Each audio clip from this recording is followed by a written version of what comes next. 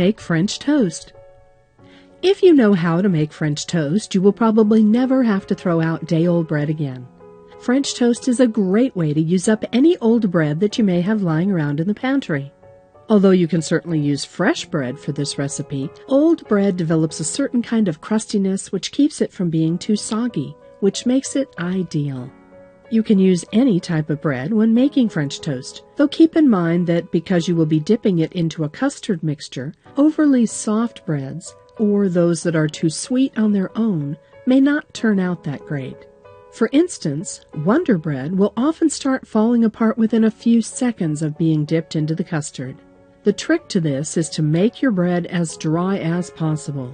Pre-toast your bread slices just until it hardens, but before it turns dark. Here's how to make French toast using our no-fuss, easy recipe. 1. Making tasty French toast starts with using the right kind of bread.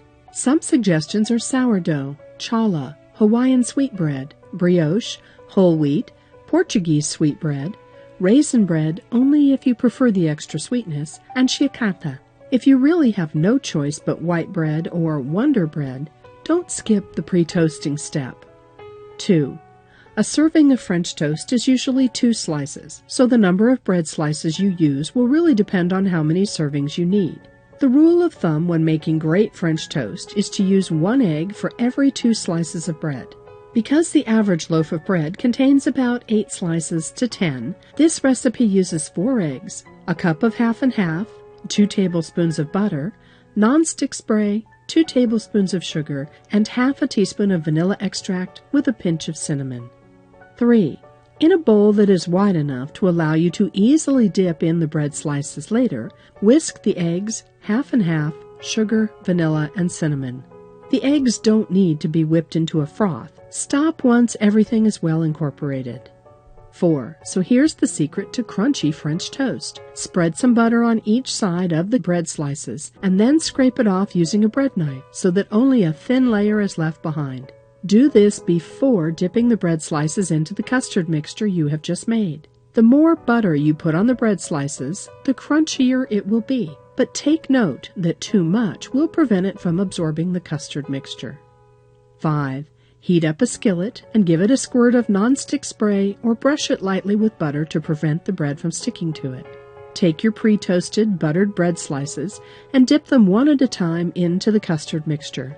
This is the most important step in the recipe. You have to make sure that both sides are evenly coated with the custard, but you must take them out before they get too soggy. 6. The longer you allow the bread to soak up the custard, the thicker it will be when done.